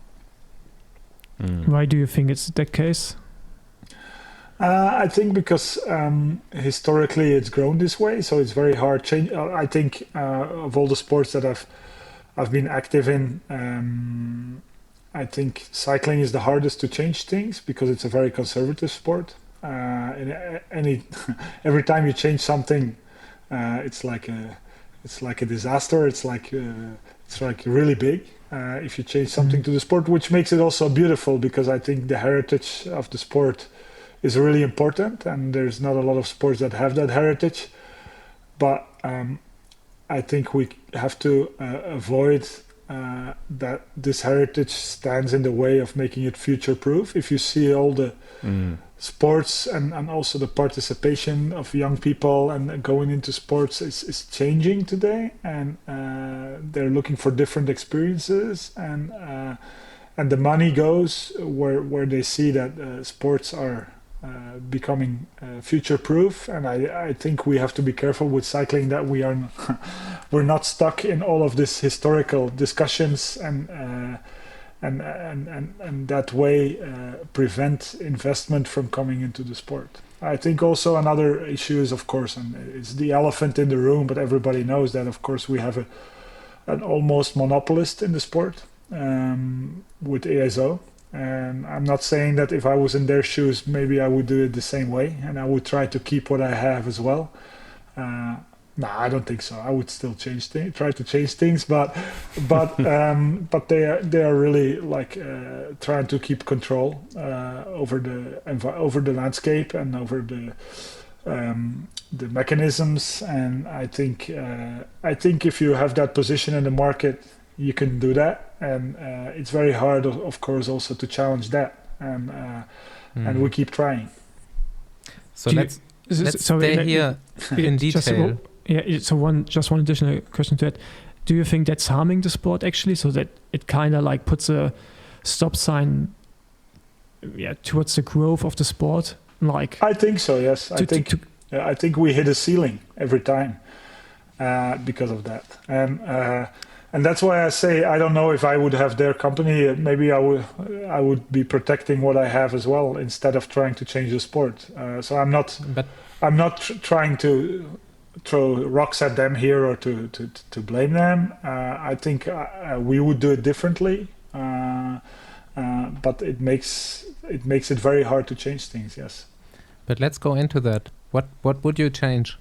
Like if you were them, if you had to say anything besides them, of course, what would you change now in the sport? But I think the value proposition that we have, well, that's a very ugly word, but we bring to the fans today is too complicated, too fragmented.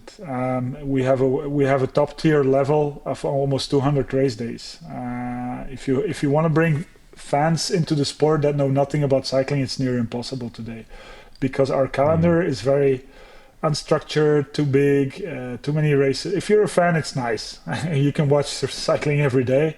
But for new fans to understand the fact that you watch a World Tour race on a Sunday somewhere, you're like, oh, nice. And then you check results and you see, oh, there was another World Tour race somewhere else in the world. Like I always say, imagine that there's a Formula One race at 2 locations at the same day.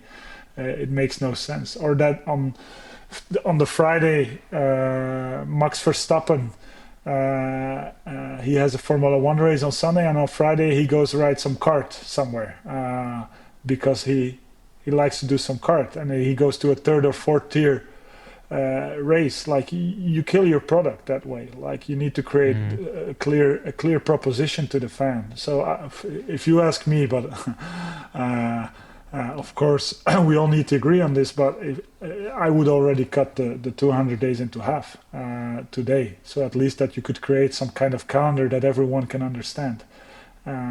So that would be my first try, and ASO controls almost half of that calendar, just to make it clear. Like ASO, RCS and us together, I think we control about 80% of the calendar today. Yeah. I mean, that's not a new idea or your idea, right? It's something that's it's not been new. Brought up all the time. Yeah. It's let's say that at Flanders Classics, way before my time, there was a lot of discussions with a lot of international stakeholders already about a reform, and my partner, who was already involved from the start in 2006, 2007 at Flanders Classics, he makes fun of me because he says I've been having these same discussions since 2006, and now we're 20 years later, and for the last 8 years you've been doing it, and the discussions are still the same. I have to say that there is some momentum today. There is a lot of talks at a lot of levels. I think also the UCI is showing a will to have some type of reform because they realize that something needs to happen. I have to say that a lot of teams have professionalized a lot over the last years, and the last evolution that we've seen, where big brands start to buy teams instead of just putting tens of millions of sponsorship into them. I think you can see signs of some type of another revolution, but an evolution. So I think that it's going to happen. At a certain point, we will see a reform that I hope everyone will benefit from. And it doesn't mean because of that you wanted a strong top tier that you have neglect, because that's what a lot of people are afraid of, that the other races would disappear. Or I think there's room for everyone. I always say there's room for a Champions League, there's room for Europa League, and there's room for Conference League. You just need to structure it right. Like if you watch TV on a Tuesday and you see football, you know it's a Champions League. If you see cycling, you have no clue what you're watching probably. Yeah. Whether it's a Pro Series or a World Tour at one point, you don't know. Like so I can talk for hours about this, but let's see where we're going. And I'm happy to see that like a lot of noses start to be in the same direction. But do you also think that's the case because so much external money is coming into the sport, such as Lidl and other big companies coming in, which have like another mindset, probably also other goals than maybe the UCI has and the SISO has. They want to market more, they want to reach more people, so therefore the sport actually has to change to reach more people. Absolutely. So do you think that pressure will help as well? Well, I think that's pressure on that side with the Red Bulls and the Lidls and the Decathlons.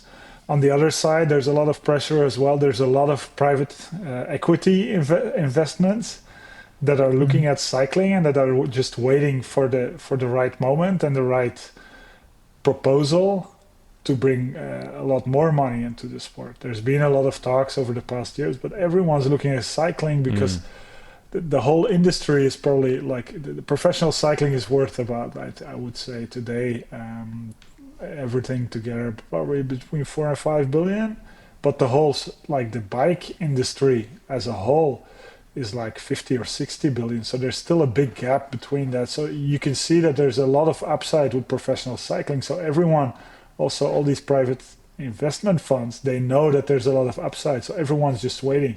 And I think the fact that these big brands start to see it as well right now will raise the pressure for sure. And we'll make sure that we might have this conversation again in a couple of years and the whole landscape might look differently. Yeah, I mean, there were already a few people, let's say billionaires, that were pushing towards those reforms, you know. I mean, Stanek was one of them. Yeah. I remember the guy, what's his name again? Saxo Bank? Tinkoff, yeah, of course.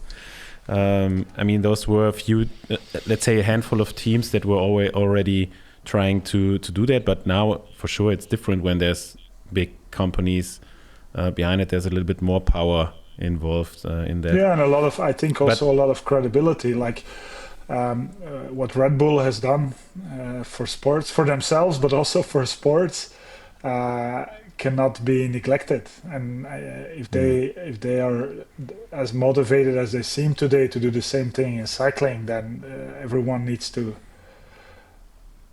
be very open to that and to embrace that and to see how we can benefit from that as a sport. Yeah, I mean, you almost answered my next question, because I think you were one or the first organizer that was supposed to be part of one cycling project. I mean, I know you guys all signed an NDA and you can't really talk about it, but I guess that's one of the reason, or maybe the reason why you said, okay, that's interesting, because you actually want to change the structure of the sport. Yeah.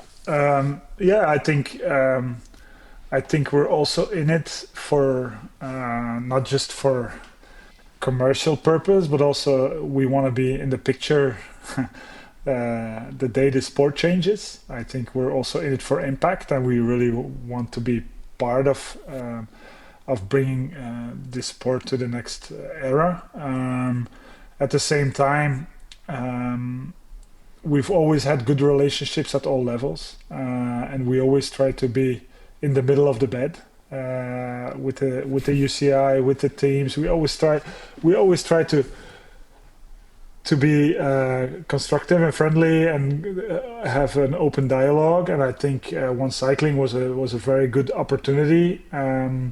Of course, we all kind of maybe made some strategical mistakes, and it's very hard when you have so many stakeholders to all get on the same page. But at the same time, I think One Cycling was some type of wake-up call for a lot of people. And still is, because I still think it shouldn't be One Cycling, but the day the reform comes, I think it's still instigated a little bit by One Cycling, and I think we want to be close to that, but we also want it to happen with the governing bodies, and because we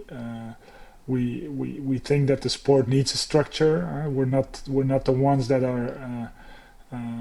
That would be very happy if people would start talking a breakaway type of live golf type of product, or I think the sport needs a structure and needs a regulatory body, and so I think that's important as well. So it's challenging, and it's time consuming and a lot of meetings and a lot of resources, but we hope that in the end it will be worth it to be that close to those type of projects.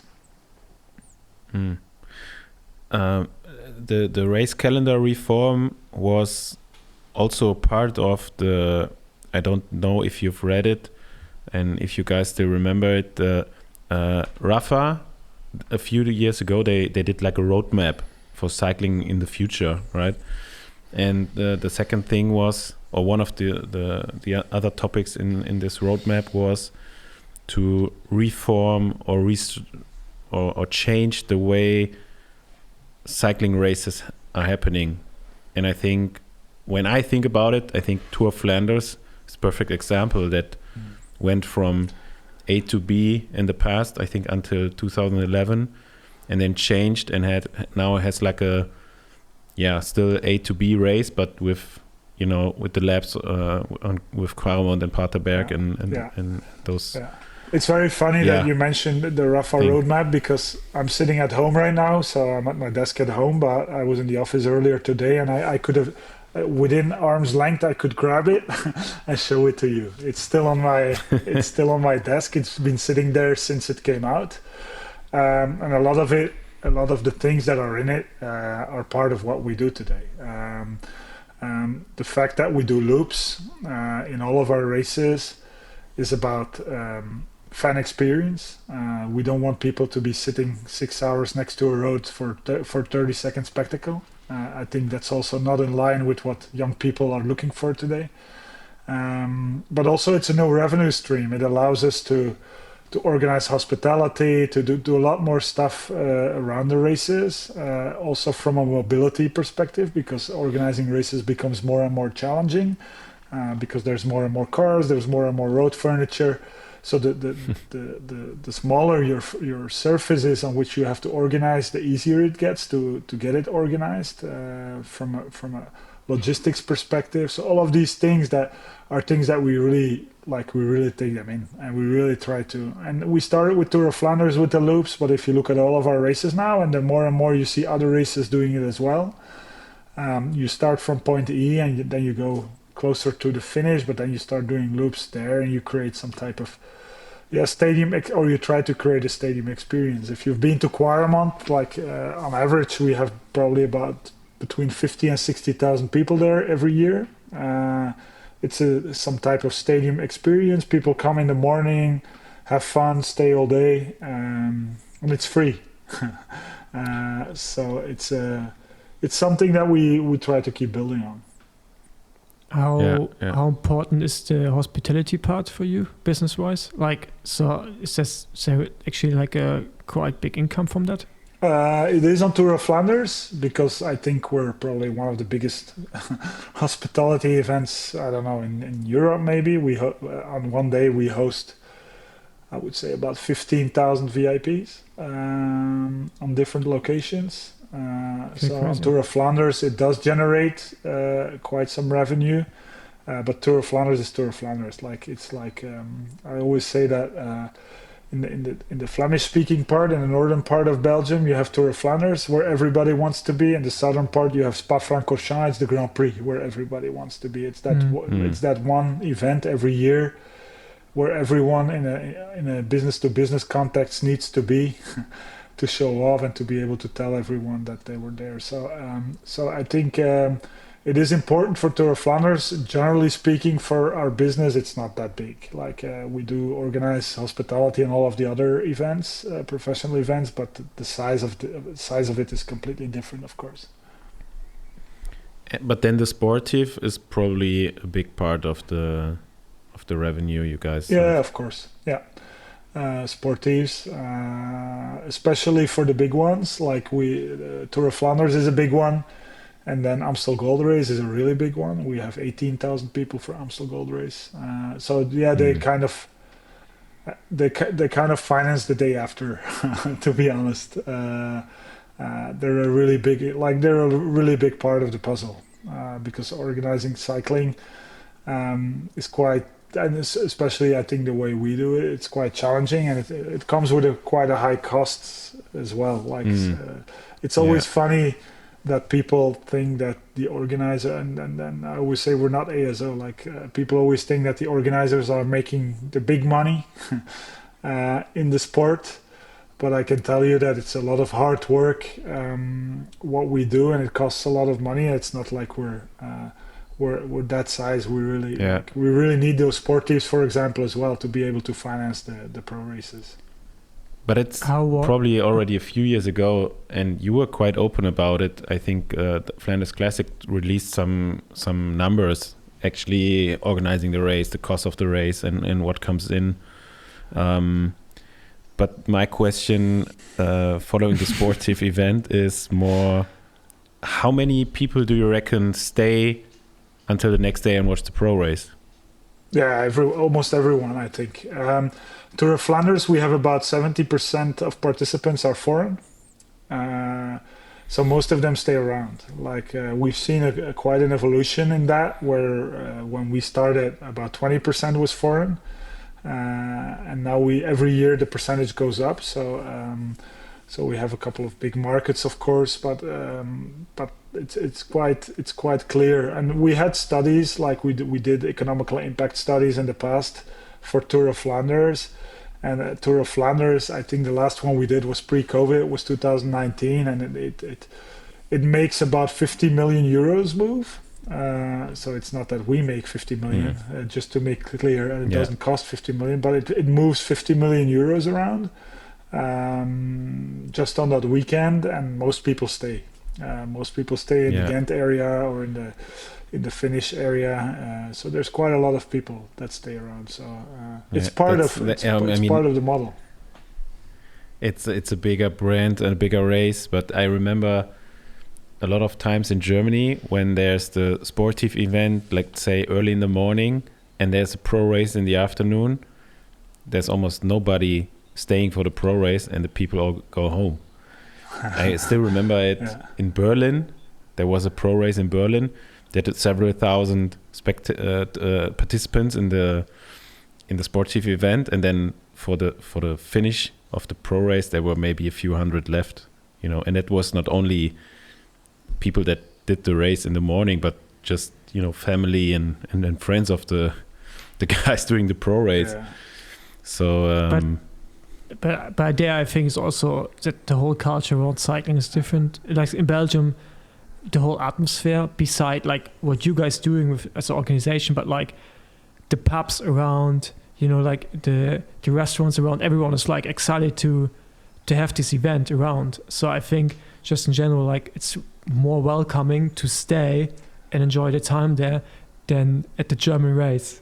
I know the sportives in Germany, they're quite big, and also in Hamburg, but then like as you said, like the people who are actually doing the Grand Fondos and staying, that the numbers don't match. Unfortunately. I understand.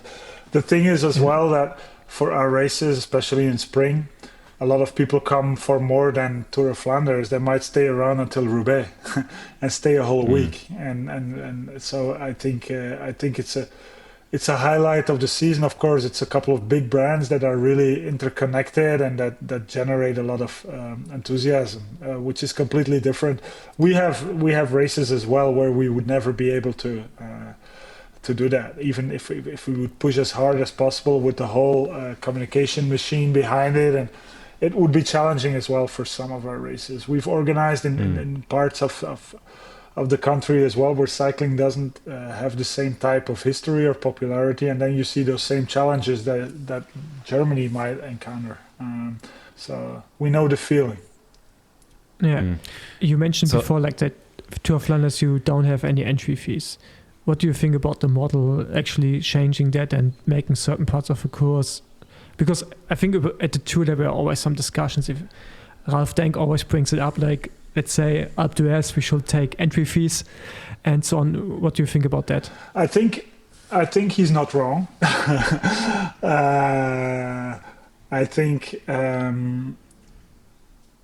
one day it will be not for free anymore, or not everything. I think a certain part and an important part will always be for free. I think the popularity of the sport has to do with the fact that it's free. It's the people's sport. It's one of the sports where you can come the closest to your heroes, and that's something that we need to preserve. But at the same time, I think what we did with VIP hospitality, I still think there's also some type of new potential middle-class customer that is willing to pay for a certain experience, whether it's to have a parking spot and some type of comfort. They don't need the VIP treatment, but they are looking for comfort. And I think there is a market there that we have to consider. And we've did a lot of, to be honest, we already did a lot of exercises on that. We made a lot of business cases. The only thing that you have with cycling, the issue you have is most of the time you're in the middle of nowhere. So everything you do, you have to build. And that comes with a cost. And if you have to charge your potential customers the cost of what you're already building, then it goes up a little bit too fast. Like it's not that for 10 euros per head you can do something extraordinary. So and how does that actually work? There. Because it's on public roads, right? And the stages you are building is on private land, I guess. So yes. Are you guys going around and knock on the door of the farmer and say, hey, can we build it? Exactly. And what about... We pay them, huh? Are they also... We pay the farmers. Yeah. Oh, I know. They get a jersey. A farmer doesn't do anything for free. But are there actually private stages also? Or is it all Flanders Classics? There is some private stages, but then we have a license agreement in place. So most of them we do ourselves, but then we have a license agreement in place. Because that's something that we're quite severe about. You have to protect what you're doing, because if not, everyone would just be throwing their own parties and commercially exploit something that is ours. Yeah. So that is something that takes quite some energy this time of the year. But I have to say that, like most people, once you explain that, then they understand. Like a lot of people want to organize something around it. Once you explain them that we're the ones basically paying for the whole cost of the organization, that they need to contribute something. Like it's not like there's a lot of difficult discussions around it, and we most of the time we find a deal. Okay, yeah, interesting, because there's on the bottom of Autonde, there's like a big stage which has completely different vibe. I knew you were going to bring this up. That's your style, eh? I just, because it's a place where you can see the race several times, and I'm always around that area. And then I think it was last year, I turned up, and it was like more of a party than, watching a bike race. And I was it's a new audience. Curious if that was a private... It's a new audience stage, and it's a festival. It's a dance festival, but it's a dance festival at the race, and it works very well. It sells out every year. We did it a couple of times close to the finish, but that was hard from a logistics side. Now last year, for the first time, we did it at the location that you mentioned, and it's back this year. Okay. And it's going to be sold out again. So is it like a Flanders rave? Yeah, it's like we're very proud of Tomorrowland, so we kind of copied a mini Tomorrowland at the Tour of Flanders. Okay. So you guys are doing it. We collaborate. Stage, yeah. Like we collaborate. Okay. So it's a company that throws other types of these festivals, and from day one it's a co-organization between us and a company that's specialized in this type of. I always recommend people to go to Tour of Flanders. Even in Oudenaarde on the marketplace is like good atmosphere. Let's say it's good atmosphere. I'm that tired by that time, so I don't see that anymore. I'm exhausted by Sunday night, and most of the time very relieved because let's say that I'm not a very stressful person, but Tour of Flanders takes its toll. To be honest, like it's a very, very exhausting weekend. But do you think like these kind of like things are important to grow the sport to a different audience as well, like to get in contact with a different audience, I think to do that in the future more and like different versions of it? I think so, because I think the challenge we all have is that culture in general and sports culture in general has changed a lot over the past 2-3 decades. The whole world has changed a lot over the past 2-3 decades. And there's just a different need in the market. I always say like the classical fans of cycling, we have them, and they will always come. Whatever we do, we'll always have them. They will keep coming. They will keep watching our social media. They will keep listening or watching the linear TV broadcasts, and they're the passionate fans that are born into this, and we'll always have them. So it's not for them that we need to create something, because all they want is the classical races. So we need to try to find other touch points with different target audiences, and this is one one of these touch points with a different audience, for example, and we see that it's very successful. So that's what we try to create the whole time. This year there's a very cool location in the center of Ghent, and Ghent is very close to where all the classics are. It's called the Winter Circus. It's an indoor circus that has been restored. So we rented it out for the weekend of Tour of Flanders, and we throw the Flanders Classics clubhouse there, and we do social rides, but we also do social runs. We have Pilates there. We have podcasts. Next year you can have the podcast there if you want. You come on location. Sure. We have industry talks. So it's about more of a community type of sports than it is about classical cycling. So this is another, let's say, experiment to see if we can create these touch points.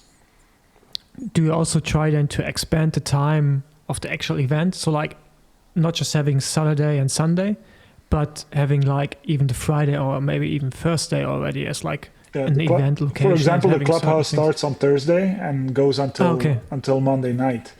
Monday is also, it's a good day because it's Easter Monday, so nobody has to work. So we expect everyone wanting to be there. Yeah, but we try to. Of course, we have. For us now, the coming weeks are crazy because we have all of these races. So we start this Sunday, and then it's 7 or 8 races in a row in 3 weeks. So we really try to make sure that people don't just show up for Tour of Flanders, but we really try to shift them a little bit between these races. But we try to expand the time that people spend in the area, that people become fans of more than just the actual final 2 hours of our races.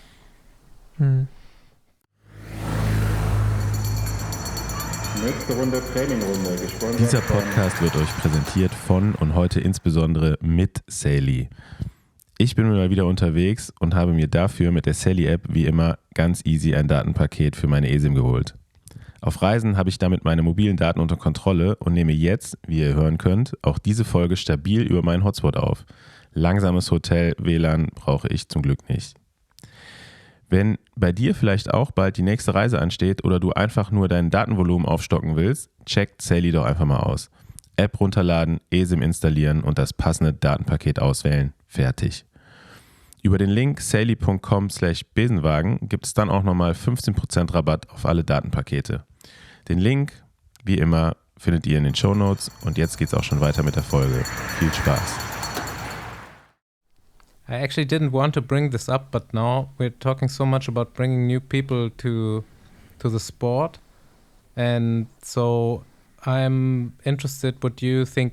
Actually can imagine, but I'm interested how you think about the approach of Unibet Rockets, like bringing their own media channels up. And like I'm working at Rose, so Okay. we are the sponsor of them and like invested in them because we like this concept, but I know not all race organizers I love them. like it from the start. Ask them. I was the first one to adopt them. Like, I know you gave them all the wild cards, so I can imagine and even you before like that, the concept. even when they didn't have a team yet, in 2020 in COVID, the three guys did Tour of Flanders, and we even made a lot of content about it, and we facilitated them. And I've known them they're very good guys, but they're also very clever guys. And we gave them wild cards very early, and because we understood what they were doing, and we see what they do works in new audiences, and they can prove it with demographics. Like if we want them to do a social ride here somewhere close in Flanders, they can exactly say how many people there that are fans, and so it works very well, and they reach a new target audience, and that's why we love to have them, and that's why we like also that they won again today, because this also gives them a lot of credit for what they're doing. I have an interview with them on Saturday like Josse texted me today. They want to interview me for 15 minutes on Saturday, and I immediately said, of course I'm coming, because I really like what you're doing. I think already a few other teams started to learn a bit from them. Like I can see videos at Wismar that are kind of copying the style, or that try to give more insights into the team, and I think that's super important for the sport and for bringing new younger people to a sport that for a long time didn't put the spotlight behind the scenes. No, for sure. I have to say, I have to give some credit to Visma as well, because they've always tried to put out a lot of content, very early stage as well. I think what Rafa did back in the day with Education First, when they first came into the sport, was very well done as well, with Lachlan Morton and all the alternative stuff that they were trying to do, and the long form videos. And I think some teams are just better at it and understand the importance of it more than others. But the thing is that if you start like the guys at the Rockets, if you start from the bottom and you start with nothing, it's even a better story, I think. How do you see your collaboration then with the teams? Because it's always, from the outside, it's always a little bit organizers against teams when it comes to revenue stream, but in the end it's you're playing the same field. If we would be making billions, I would be happy to share. To be honest, I think we believe in a model where the cake is just bigger and we have to share. The only thing is that the cake is not big enough today to share. If we would have to share our TV money with the teams, then we would not be a viable company, to be honest. So it's a big, and the teams know that. So I think our relationships are good. We've always been very transparent and supportive of the teams. We try to facilitate them. We try to always be in dialogue with them. But of course, we also, on our side, we need to try to protect our business model, because we're not the biggest player in the room. We're not the most viable player. So it's just a waiting game until everyone can be better off. And I think, the cake is just not big enough because the biggest piece is missing, right? But it's not. It's not even about sharing the same type of cake. I hope there will be 10 cakes in the future that we can all share, and everyone can create value. Because I understand the teams as well, that it's not just the lack of a business model, it's also the lack of value creation. Like, what is a team worth today if everything that comes in goes out every year, and you're not creating any value for your company? So I do understand their frustration. How does a day at the Tour of Flanders looks for you, like, so, and the race day? How busy are you actually? Or is it all the work is done and that day you're just shaking hands? But to be honest, I'm not super operational these weeks. A lot of what I do now is a lot of stakeholder management. I get a lot of requests from all over the world for all types of stuff. Andy knows. So I have to manage that. And then the weekend, I have a lot of guests most of the time that want to visit Tour of Flanders, politicians, governing bodies, sponsors. So we ride together on Saturday morning. So we most of the time we do the short version of the Tour of Flanders, the last 80 Ks. And after that, it's just seeing a lot of people. I show them the Quaremont hospitality zone, just for them to understand how big of an organization that is. We started building that like 8 weeks ago. So I give them a tour. We have a dinner with partners on Saturday night, and then on race day, I go to the start. I love to go to the buses and see some people that I know and just be a fan. And then I never go into the race, so I don't want to be in the race. And then I just see the riders at a certain point. I go to the hospitality zone, see a lot of people. I don't see enough of it, to be honest. It was way better when I was still at home watching it from the couch. And then I go to the finish. I watch the women's race as well, and then I have a lot of beers in the evening most of the time if everything goes well. And I always say a successful Tour of Flanders for me is when my phone doesn't ring that day, because there's only few people that call me that day. There's only 3 or 4 people that would call me that day, and whenever I see their name pop up, I know it's some type of challenge or problem. So a successful Tour of Flanders is a day in which my phone doesn't ring. Do you actually have a special built frame for yourself? Because yes. I think we have to say, like, on the video we can't see how tall you are, but like 2 meter 15 or 14, yeah, 14 or something. Yeah. I have a couple of custom builds. Yes. We will put the picture here in the video because okay. it looks too funny. That's why I was saying you are looking forward to 32-inch wheels. I already had a bike drawn based on my bike fit and based on my former bikes. I already had, and it looks perfect, to be honest, with the 32 inches. It looks perfect. So I'm really waiting for it to be launched officially and making sure that there's enough supply and that I can start. But I saw in Cape Epic there was already 32 inches. So mountain bikes there are already few, but in gravel it's already in a few factories. Yeah, okay. The blueprints are already done. Yeah, I'm really curious. Do you actually riding a lot yourself, or do you don't have? I ride about 10,000 kilometers a year. That means every free moment of my time I'm on my bike. I ride a lot on the trainer. I ride a lot of gravel. I'll do Traka 360 next month again. Oh, nice. Because I have seen you at some gravel races. Yeah. Actually. Well, I have seen you as well at some gravel races. Yeah. I've done Traka. I think it's my 5th time now. So I was an early adapter of Traka as well when it was still nice and quiet and not the big thing it is today. So I do ride a lot. I live in Ghent, which is a perfect place as well to ride from, because you can ride to the Flemish Ardennes and to the climbs of Tour of Flanders, but you can also ride flat, and it's a really good place to ride. So I spend a lot of time thinking on my bike. I do a lot of meetings on my bike as well. If someone else rides, I'm always like, okay, let's go ride together instead of closing ourselves in a meeting room. So it's a very good sport for a former basketball player who has no knees and ankles left. It's the perfect sport.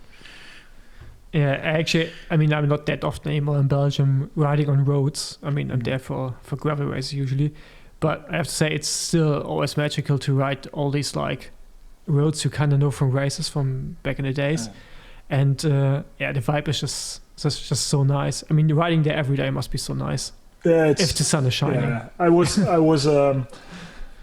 in Lanzarote some time ago, and it looks really nice, and the asphalt is probably better, and but then I come home again, and then I'm like, okay, but this is nothing beats this, to be honest. Like, we don't do cobbles for pleasure here. People always think that we do the cobbles all the time, but we try to avoid them. But then this period of the year, of course, we start doing them again, and then it's like I'm really looking forward to next week, where I will probably be riding with guests on Thursday, Friday, and Saturday, and probably the same loop. So by the third day, I know the course by heart again. But it's really nice. I really enjoy being here. Yeah. How's your because you're an organizer, but how's your connection to the peloton? Do you have, how many private numbers of riders do you have in your phone? Not too many. I have a lot of team owners and team managers in my phone. I do have some riders. I have good relationships with some riders. I know some of the stars as well, very well through cyclocross, of course. But the thing is, I always feel like I don't have to be too close to them, because a lot of times I think organizers try to be too close to riders, trying to influence their programs, and I really try to stay away from that. I don't want to be the fanboy. You'll never see me on a podium or on a. I don't have to be the center of attention at any point, or I don't want to be. Or I don't have to be the friend of the rider. I know a lot of former riders that are more my age as well, and I'm pretty close to the peloton. I know a lot of people, and people know me, and I talk to a lot of riders. I was in the airport right before Strade with Florian Vermeerst 2 days after his second place in Omloop Het Nieuwsblad. I know Florian quite well. We can talk for an hour, but it's not like I'm texting him every day. So I know a lot of riders, and I like to be close to them, and I'm still very passionate about the sport. But I'm not calling them all the time, if that's your question. And also not the other way around, you know. There's somebody calling you, hey, can we keep the Koppenberg aside next year, or some course changes? Let's say that we're open to feedback. I always listen. I always like to know, but of course I'm not involved in the course design and the sports technical decisions. But whenever we change something, we do ask a lot of riders and teams what they think about it. I think that's really important. But the only times that riders contact me is for VIP passes for their girlfriends or their parents, or not for the courses. It's the same. It's like agents. That's the only time they contact me as well. You will get a message from me also after the podcast. Once a year. Once a year I get a message from you. I mean, this year I can't make it, but for next year I might send you a message as well. Yeah, that's good. Yeah, I'll be happy. Yeah, I mean, we're doing the podcast in Ghent next year, right? Yeah. That's right. Yeah. I know you just said it like this, but like, if you really want to have us there, I think we will be happy to be there. No, I'm not kidding. Like, I really think it would be a very cool idea to do it at the location. It would be very cool. Yeah, and also I always say a lot of people bought bikes during COVID, and people around you, and like you try to explain the sport. I always say we actually have to go to Belgium. Like, let's say Gent-Wevelgem or Flanders, some of these races, and just get the feeling of it, the vibe, and then I think you will understand why people love the sport. Yeah. It's hard to explain, so you really have to be there. Sometimes. Whenever I have guests that haven't been to Tour of Flanders, the day of Tour of Flanders, I take them in the car over Quaremont, And I'm like, okay, this is all you have to see, like to understand how important cycling can be, how big it can be, how and people don't believe what they see. So you really need to like, and also I think what I said earlier, the fact that you can come so close to your heroes. Like we had the opening classic in Omloop Het Nieuwsblad. We had we do the indoor team presentation in the velodrome, and then all the buses are inside in the big hall, and we had 12,000 people there. And everything, I always say that everything that happens before, like Tour Down Under or UAE, or it's really nice, but it's not today. It's not creating us a lot of extra fans. The way it's being exploited, it's easy to say if you're from Flanders, of course, but the fact that we can get 12,000 people there for a team presentation, coming close to their heroes, seeing the buses, a lot of families, a lot of kids. It's really nice to see, and those are the type of things that make us happy, to be honest. Nice. We have a set of questions we used to ask at the end of the podcast. Maybe Paul just suggested one we didn't ask for so long because we used to ask. We're doing this for 8 years already. Okay. So in the beginning, we used to ask riders for their biggest bonk, but nutrition has changed. And riders don't bonk anymore, even in training.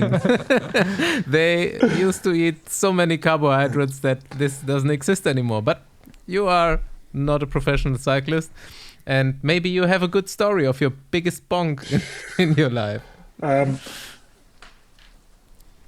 Whenever a former football or basketball player that I know starts to ride bikes, I always tell them like something will happen to you that you never experienced before. And they're like, what do you mean? I said, we'll talk again in 3 months. Like, because this is something that I used to train 20 hours a week as well for 15 years, but it's something that you don't know until the first time it happens to you. And I can exactly recall the first time that it happened to me. And it was something like, I can still recall even the roads, and it was crazy. Like it was like the longest half hour out of my, and I barely made it to the finish of the Gran Fondo, and I sat there for like 2 hours just drinking Coca-Cola after Coca-Cola after Coca-Cola. Like it really stayed with me, and now I'm up to 120 grams of carbs every hour as well. So I need those 120 grams, to be honest. For Trucker 360, better know this, yeah. I'm up to, like, for Trucker, I'm up to 10,000 calories. I weigh 105 kilos. I really need to. For me, it's not even a bike race. It's a eating contest, to be honest. Like. Okay, nice. Damn, we have the same weight. So. but just a height difference of like how much, 30 centimeters 20. or something. 20. Yeah, nice. Okay, good. So then I see you at Trucker 360. I'm gonna do it as well. See you at the start line at least. Yeah. Well, I'm not sure. I'll come say hello. Yeah. That's the last time you'll see me that day. Yeah, hopefully for myself. Yeah. Yeah. True. No, I'm looking forward to it. Thank you for your time. I liked it, guys. Thanks a lot. Thank you, Thomas. I'll see you on Sunday. Yeah.